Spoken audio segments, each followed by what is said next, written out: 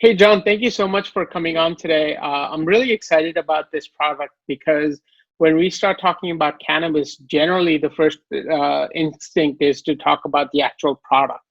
But you're not involved in that. WaxNax is really involved in the packaging and shipping of the product. So I'm really excited to explore that story and to really give people an idea of what else can be done in the cannabis industry. So that I'm looking forward to this interview. But before we get into all of that, let's start with a little bit of background. Tell me your story and sort of how you came into this industry and this product idea. Absolutely. Thanks for having me, Deval. How we started is I went to Tulane University down in beautiful New Orleans, and one of my closest friends there, who is our president currently right now in WaxNax, he was, as what some people would call, a avid concentrate dab user. I myself was not one of them. The only time I would consume concentrates was when I would go to my buddy Lex's house, and he would have to walk me through the process. I hate to say it, bluntly, but I was a bitch about the process. I could not do it without, being shown step by step how it should be done. With the traditional process, there's a rig, there's a blowtorch. You're picking out amounts. You have no idea how much it is. So I felt a lot more comfortable being like, Lex, you know what? You show me how to do this. I trust you. Just help me out. I don't even want to deal with it. So we're going through this. This is our senior year. I am from finance background. I've always been very interested in venture capital. I kind of figured the only ways you get there are either through going to investment banking straight out of school, consulting, private equity, or what I kind of find out was, you can get your hands dirty, really scrape up your knees and start building businesses, get a real grasp on how to build these businesses, what it takes, what team you need, et cetera, what resources. And so after my junior summer, I got a return offer to go up to New York, work with Greenwich Associates and do consulting for some of the big banks there. After that return offer, after that summer returning my senior year, I really looked at what I wanted to do. And, going down this path to getting to venture capital, I realized, what? I think I don't want to go up to New York. I don't want to join a firm. I want to start building businesses. So I'm looking at, opportunities, what I can do to potentially join like on a bottom level and really gain a lot of exposure, a lot of experience. And so again, this is right around the same time Lex is showing me how to dab. And, so right as he's showing me how to dab, he also, he brings up the idea. He's like, man, imagine if these were, ready to go, pre-dosed, almost pre-packaged, ready to go. Like, would you use that? I'm like, my friend, that's the only way I would ever touch this process, the only way I'd ever do it. Right. And so he kind of brings me this idea, very initial thought. And he's like, all right, well, I kind of want to let's try and find some way we can do this. And so the original, ideas were like Pez dispensers for concentrate, like these, Right. the birth control packs that you pop out. Those are all kind of the initial ideas. So we keep, we do our initial business plan, business model canvas, initial reach out, et cetera. And we set ourselves up so after we graduate, we would move out to Denver, birthplace, the birthplace of cannabis in the US, and really start building it there. And so that's kind of exactly what we did. We were in constant contact with our COO, Matt Henderson, as well in college, kind of updating him, kind of seeing what he thinks, how he can help from his place in Florida and his birth roots in California. So again, we all move out to Denver in after we graduate, call it late 2018, and it really takes us just about a year to get a MVP, to really set up our marketing channels, really set up distribution channels from China to actually get our packaging. And so we set all this up. We bring an engineer on who has these relationships with China, who does CAD designs, who does a lot of design work. So we bring him on as well. So that's the team. And again, we get ourselves ready to go. During this time, funny enough, pre-revenue, we were approached by a VC fund out of Denver. Look at it. It was perfect on paper. This man was one of my contacts, a contact of a contact, president of a large cannabis company. So very much a strategic partner. We thought, wow, we're about to get investment from a strategic partner right before even getting revenue. So again, this is early 2019, all the way through the summer. They throw us a contract, throw us an investment proposal. And after throwing it out to my resources, to my contacts in the law space, we realized that it's a very heavily investor-friendly deal. kind of expecting that. But as we try and probe on some of the specifics about it, like how are we going to assure that we have, position here, compensation, et cetera, start getting a lot more red flags. Felt really fishy about it. And so bottom line, end of day, they valued us at $5 million pre-revenue. They were going to invest $1.5 million. And we ended up not taking the deal. We just didn't feel right with it. We thought it would be a classic case of just some kids coming out of college not knowing what they're doing, then get everything pulled out of the rug. So that was obviously kind of, I guess, nice in a way to go through that before we even made any money, kind of get us ready for looking at real opportunities that would kind of match a little bit better. But so we go through that, and then we launch our product in November of 2019 in the Denver market. So we had let me stop you 1 second there, because I want to make sure that viewers who are not necessarily experienced with the cannabis industry understand what you're talking about. And we sort of have had conversations before, and I've seen your presentation, so I sort of understand a little bit, but we still have to describe that. You're talking about concentrates, which are essentially, they come in peanut butter type form, right? So tell us what they look like and how they are packaged before WaxNax, and tell us what the problem is and how then we can talk about the solution.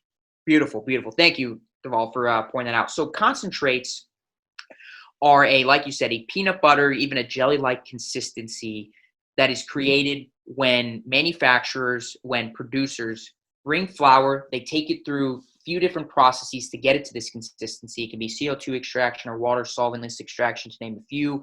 And again, what's left is this, peanut buttery, jammy type consistency. Paste. Yeah. Paste.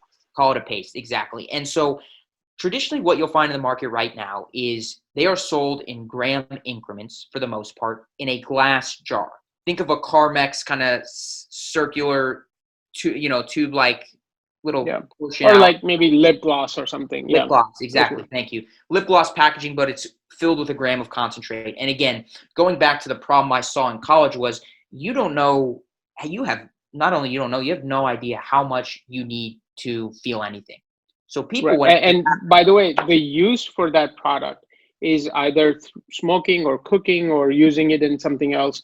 So that's where you're talking about the dosage, that you don't know how much to take, how much not to take, right? Absolutely.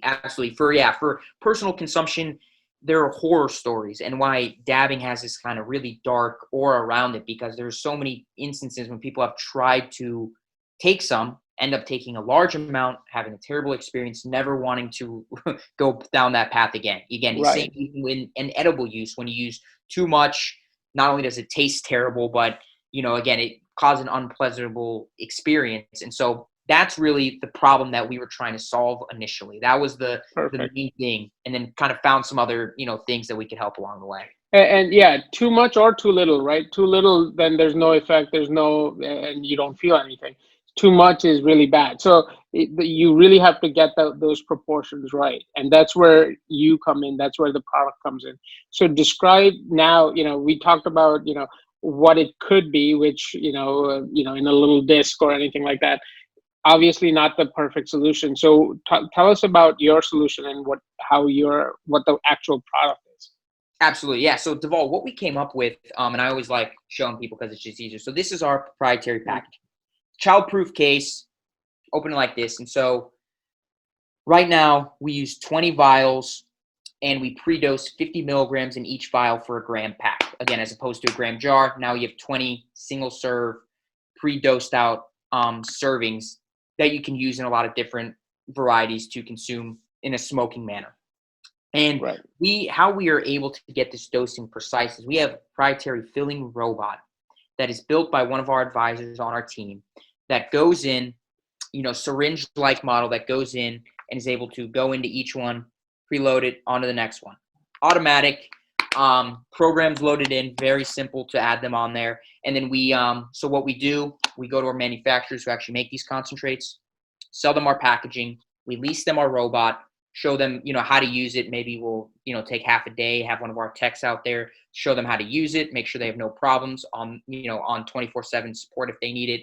And then again, they'll put their concentrate in our robot. It'll pre-dose the packaging. It'll label, we'll co-label it with their brand, with ours, smally inserted in there. And then Yep. in their current distribution network, whatever stores they're already in, they will now present this new innovative packaging solution into those stores that are already in.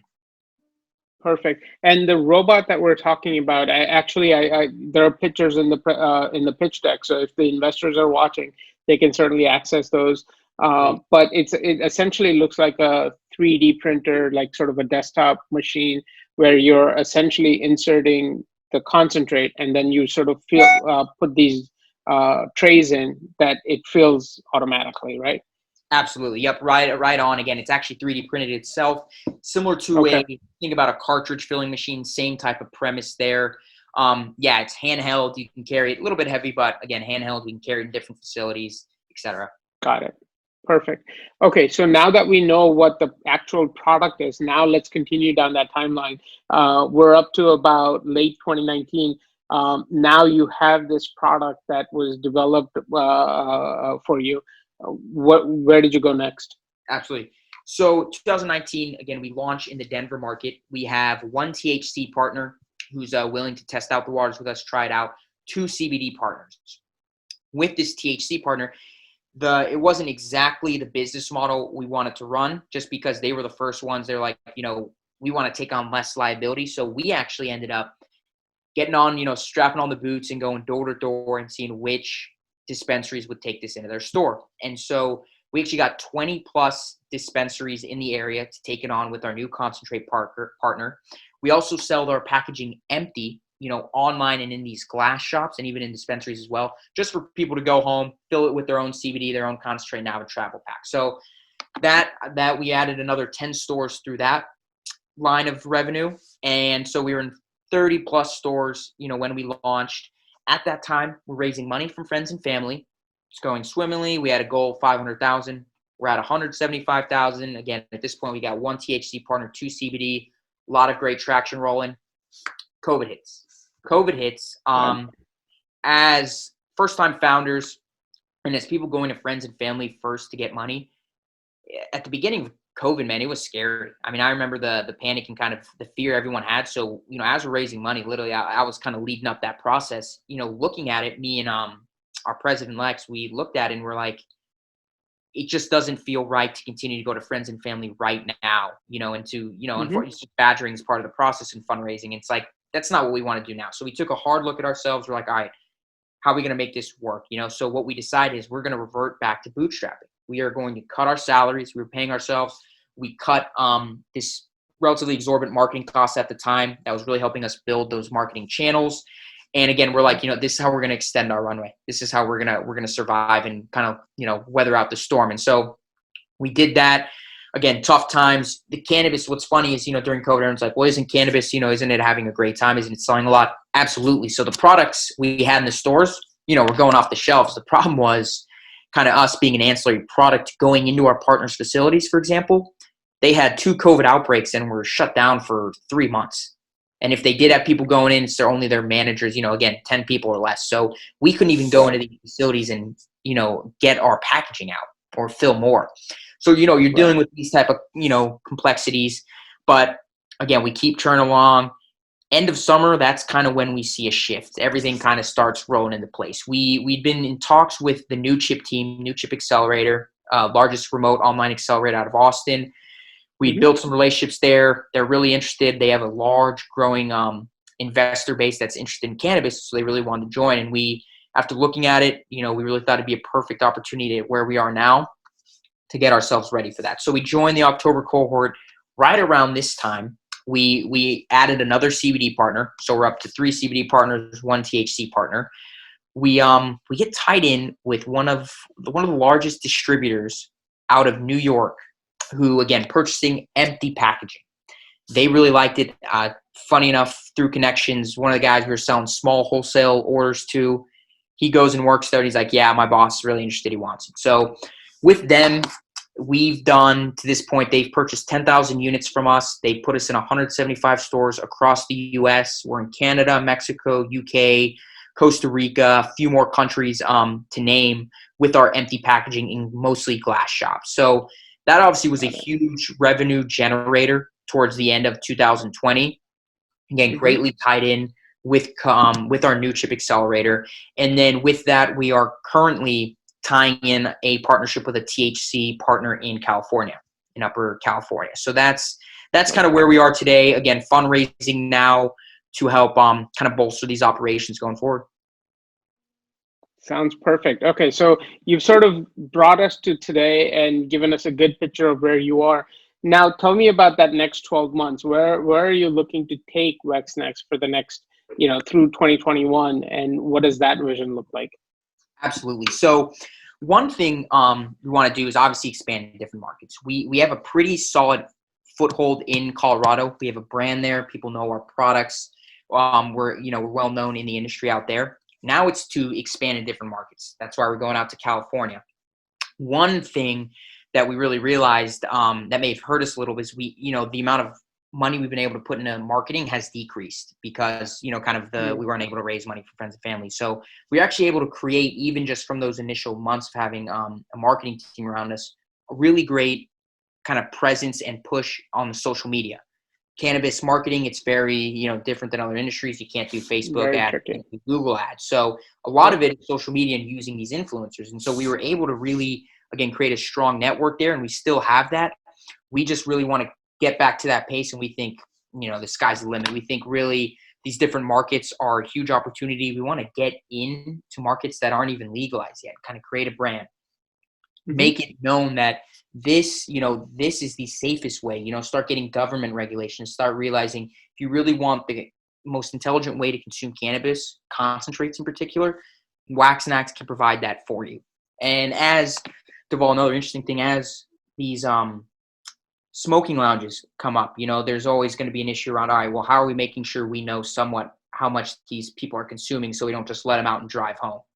Right. So that we really see a huge market there. And as soon as more of these pop up around the country, we plan on attacking those and making sure they have one of our robots set up and they're using our vials to serve it to their customers in the store, in the lounge. Perfect. Yeah, that sounds great. So now, first of all, I'm getting a little confused. Tell me what percentage of your sales are the empty trays, and what percentage is actually going out to the folks who've licensed the robot and are filling them? How does that business break down?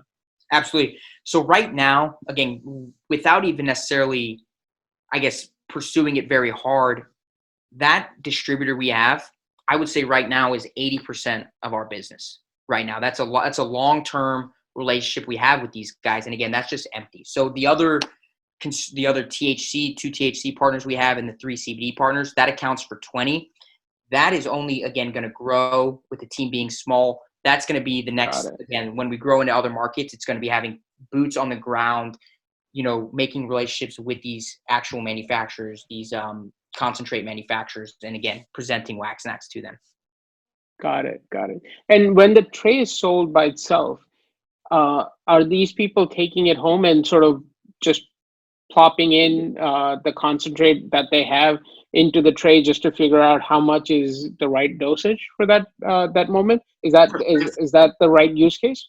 So maybe even more of a focus, instead of pre-dosing it themselves, is having the ease and a travel pack. So again, with the Okay, got traditional it. process, with a rig, with a torch, you got so many pieces you can't even carry it. Now you can load it multiple different strains into this pack. Now you can take it to your sesh, you can take it to a event, take it to the mountains, Yeah, take it to the beach, kind of just a convenient, easy way to store your got it. concentrates. Yeah, right. So more of a travel case than storage. Okay, perfect. So that makes a lot of sense. Um, now, tell me. So I understand that now, essentially, the goal for 2021 is to build out that marketing team and start scaling. What is the longer term vision that you have for the company over the next 3, maybe 5 years? Absolutely. The long-term goal is right now, again, the short term, what we're doing is we're really trying to create a brand. We are trying to create the way concentrates will be packaged. And what we want to do, again, short term, make sure that, again, we are kind of the standard baseline. And then in the future, what we're really looking to do is make sure that this is a verified way for medical patients to consume cannabis. So that means getting involved with some of these pharmaceutical companies, and on the medical side, where this is now, again, a way offering another way who people are more willing and comfortable using and smoking concentrates. They now have a dosed out, medical grade option to help them with whatever medical ailments they're running. So that's getting into the medical field and really bring our product up through there is a long-term goal for sure. Perfect. Okay. Are you envisioning a clear exit at this point, or do you just want to try to scale as much as you can on your own? We obviously want to try to scale as much as we can on our own, but it's I think a little foolish not to think of potential exit opportunities. We look again once we've created this as a baseline dose for all concentrates packaged. We really could see one of the bigger players in this space, whether it's across the border in Canada or in the U.S., acquiring us. Again, that's definitely something we're thinking about and have kind of thought from the beginning. But right now, we kind of got a lot of work ahead of us before we get there, trying to scale it. But that's Got definitely kind it. of we can see it in the future. Got it. Got it. Got it. So I think in scaling, one of the big piece that I sort of left off, I want to make sure we cover, is the team that you have, the team you sort of started with. I know there have been a couple of transitions, but more or less just changing seats. So let's make sure we touch on that and where you are today, and then we'll also cover, the marketing team that you want to build out. So let's start with how it started and where you are today. Absolutely, yeah. So how it started, I mentioned my buddy Lex, who kind of showed me the ropes with dabbing. He was our CEO. I came on as president, and then we had a COO and then our CTO. Right now, that is pretty much who we're rocking with. That is our group. Me and Lex have changed chairs. He is now president. I'm CEO. Lex is also our principal investor in the endeavor. But yeah, that's pretty much again, for the past 2 years, that's who we've had. That's who we're rocking with. And again, that's who we plan on moving forward with. We have a board of advisors. Again, I mentioned Ben Warner, who builds our robots. He's on our Mhm. board. We have a marketing guru who's worked for Equinox. Lululemon, just to name a few, kind of branching them out into different areas. Her name's Demi. And then we have Matt Rhodes, who is really deeply entrenched in cannabis itself. And he's really he's opened up a lot of different doors for us. So that's who we have right now. Fantastic, fantastic. And tell me about the marketing team that you're trying to build out. Do you have a headcount in mind? Do you have the people in mind that you might want to bring back from last year?